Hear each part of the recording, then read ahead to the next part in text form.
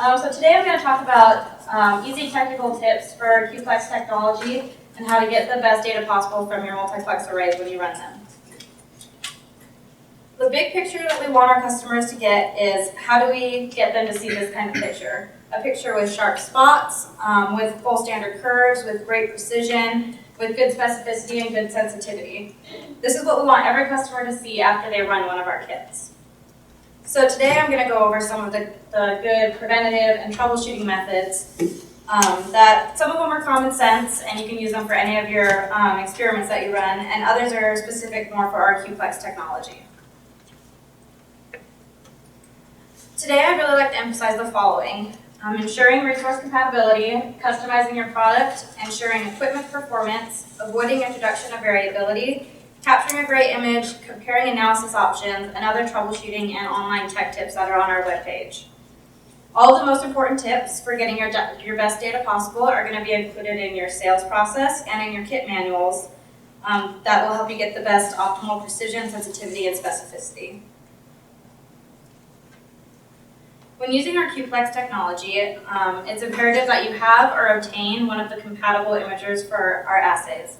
If you use an imager that's incompatible, the image is going to turn out more like the image on the right up here, where the spots don't look like they're in focus, and it's going to have poor dynamic range. What we want all of our customers to see is an image more like the one on the left, which has clear and precise spots. If you don't already have a compatible imager, we can always help you get a Quansys imager, or you can find a list of compatible imagers on our websites, including ones like the Biorad XRS Plus, a GE LAS 3000 or 4000, or a Lightor Odyssey Classic. The first steps when you're going to use our kits is to verify that your sample is compatible. The current kits are already validated for serum, plasma, and cell culture supernatants. We're also able to custom validate samples such as urine. We can help validate samples either in your lab or in ours. We have been successful in analyzing other types of samples such as tears, lysates, and tissue homogenates such as lung, liver, and kidney. If your sample is not already validated, there's a couple different routes that you can choose. You can send in some samples to us for a free sample testing trial, or you can request a free demo kit so that you can run the samples in your own lab. You can also request custom kit development based on your specific sample type. When using our kits, we recommend that you use a speed of 500 RPMs using a rotational microplate shaker that's set for 2 or 4 microtiter plates.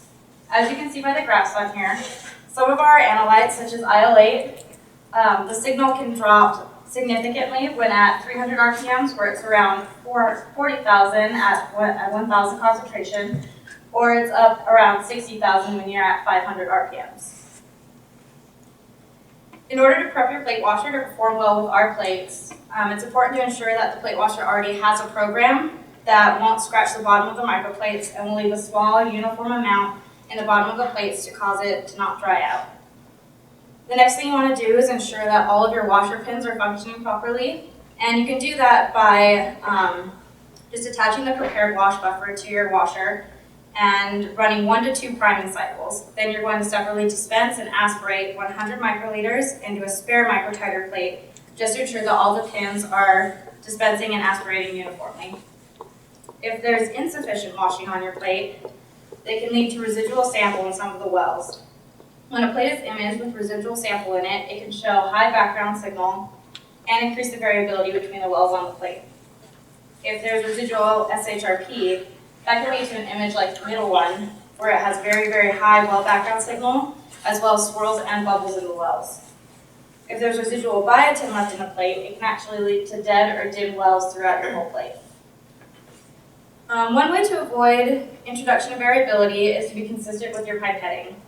So we recommend to pre-wet your pipette tips for all volumes over 10 microliters.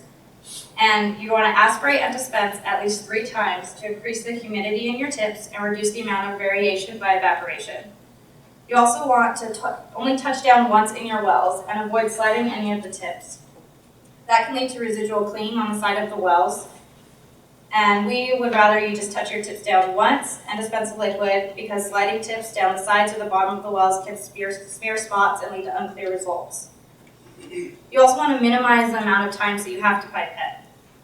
Pipetting the fewest number of times leads to a less chance there will be error.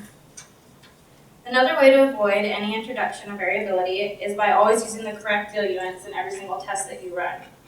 Using an incorrect diluent can lead to false positives due to bridging. There's heterophilic antibodies that are endogenous IgM or IgG in serum or plasma that bind to immunoglobulins of another species.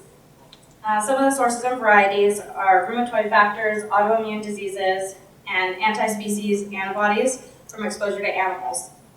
These can vary from sample to sample and from one patient over time. So this is why we always instruct to dilute any serum at least 1 to 2 with our diluents. Contamination is another source of variability when using our kits. Some of our assays are saliva sensitive, and they can generate a much lower or higher response in the presence of saliva.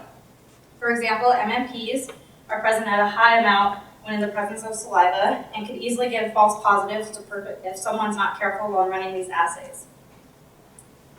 When you count from 1 to 100, you actually have approximately 18.7 to 79.4 microliters of fluid leaving your mouth. So unless you're working with a mask on, you're probably spitting in what you're working with. We test for sensitivity to saliva, but we still recommend using caution. In our instruction manuals that are included with every single kit, it does state if they are sensitive to saliva in the first few pages of the manual under the important precautions section. Another way to contaminate a plate would be by reusing the same plate seal over and over throughout the steps of the assay. Sometimes some of the liquid from one step can be transferred to another by using the same plate seal over and over. So we recommend a new plate seal for every single step of the assay. A few of the kit components have also tested to be light sensitive. The strep avidin or SHRP, the substrate and infrared dye can degrade if they're left exposed to UV light. So we recommend keeping these covered until right before use. In order to avoid loss of signal, we instruct users to load all of their standard and their sample within 10 minutes. As you can see in the chart, some of the analytes can show up to 24.2% difference in signal by leaving it to sit for 30 minutes while preparing a plate. By preparing your samples in curve in a low-binding propylene tube or a 96-well plate and loading them within 10 minutes, you have a much better chance of getting a less than 10% difference in signal on your plate. It's important when washing your plate that the residual wash volume is as uniform as possible across the plate. If you're using an auto washer, it should leave behind a very small uniform amount to prevent the plate from drying out. And it's also good practice to add your reagents as quickly as possible to avoid drying out the assay throughout running it. If the plate is repeatedly being put through drying and re-wetting, it can lead to dim or partially dead spots across the plate. This image shows a calibration plate which has all the spots and wells are replicates, and it shows the effects that the plate drying can have on the wells. It can partially or completely dry out spots throughout the plate. We also recommend sticking very closely to the incubation times that are given in the kit manuals. We've tested and optimized our kits to perform best when you follow the timing instructions.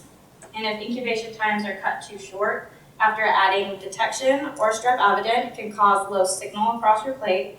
But if the components are left on for too long, it can lead to a saturated curve. In order to stay consistent and have reliable assays, especially when you're comparing one assay to another, the time frame should be fairly accurate to what we print in the kit manuals. The last step of an assay is to add substrate before you image it. To get the best image possible, it's important to be exact and precise when you mix your substrate A and substrate B ratios.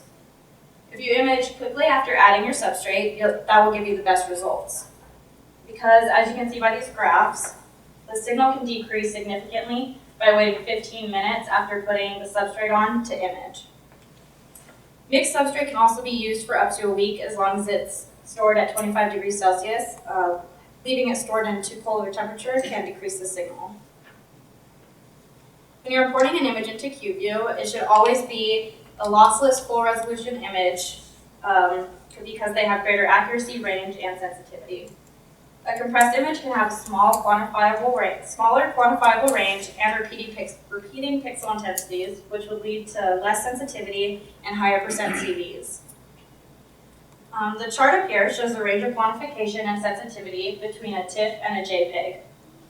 The TIFF is more sensitive to lower pixel intensities and concentrations than a JPEG is. And the table on the right shows that a TIFF has lower percent CVs than a JPEG. Your pixel intensity won't be greatly affected. If there's a standard curve on the plate, then you can calculate off it, but the percent CVs can be affected significantly between using a JPEG or a TIFF. So in simpler terms, we always recommend using a TIFF if you're going to analyze it in QView. After imaging, you're going to import your image into QView and analyze your data. The first step is to make sure that if the image has black spots, that you invert the image after importing it so that you see white spots on a black background. Then you're going to correctly align your overlay and assign your well assignments. When assigning well assignments, you should also assign dilutions to the wells because it will allow the QView software to calculate all your data correctly. You do want to check your data output for your standard curve to make sure there's no outliers that can skew your data in a problematic way. You're then going to set your desired assay limits that you'd like to see show up on your report, depending on whether you'd rather see ULOQs, LLOQs, LLDs, or show no limits on your QView report. And for regression models, we generally recommend the 4PL or 5PL for normal Q-Plex data, because those are considered to be the best overall fit for immunoassay curves. If your data is abnormal, or you're trying to optimize it for a particular range, one of the other regression models, along with masking certain wells, may work better for your needs. For example, if you're trying to optimize the curve fit to the low or the high end of the curve, you might want to try masking wells at the other end and choosing either the auto-select or the log-log options. And masking the top 3 points of the standard curve along with using one of those options may help better fit the low end of your curve. Weighting is also used to better fit your data to the top, middle, or lower end of your curve depending on where your samples are falling. Several weighting options are available in QView. A couple are 1 over square root of y, which is recommended for normal 4PL or 5PL data. That algorithm will normalize the importance given to the points at the top and bottom ends of your curve based on the relative pixel intensity values. The 1 over y squared option is recommended for samples that require more sensitivity, corresponding with the lower end of your curve. We also have an auto-select option on QView, which allows the software to automatically fit your curve. The software will take all of your data in consideration and fit your curve to where you'll get the most accurate data from your samples. If you hit any speed bumps before, during, or after running one of our tests, we have many different support options that you can utilize. We have our online technical tips page, which you can access from our homepage. And that can answer questions related to troubleshooting, any recommendations, or any protocols. And we also have an online live chat option, which you can also access from our homepage. You can always email info@quansysbio.com or the technical support team at techsup@quansysbio.com or give the sales team or technical support a call. I just wanted to show you an example of one of the tech tips that's on our webpage. And this one addresses how to increase sensitivity on an assay. The page will first direct you to look at our high sensitivity kits or our single-plex options. But it will also give you tips such as modifying your protocol by increasing incubation times, lengthening your antigen curves, or using smaller dilutions at the low end of your curve, and masking the top 2 to 3 points at the top end of the curve, and any remaining 80 to 120% non-80 to 120% back fit points. It does also point out some of the potential problems with modifying your protocol, which can lead to higher background signal and top end curve saturation. You can also always play around with curve fit or the weighting options that are available in QView. So in conclusion, some of the most important tips to get the best data possible out of your kits would be to make sure you have a compatible imager and sample type, to validate your plate washer and your plate shaker, use validated diluents and avoid contamination and plate drying, import and analyze only lossless full resolution images such as a 16-bit TIFF, and take advantage of all the analysis options that QView software has to offer. If you have any other questions during our assay, you can always utilize all of our Quansys support team or our technical support page.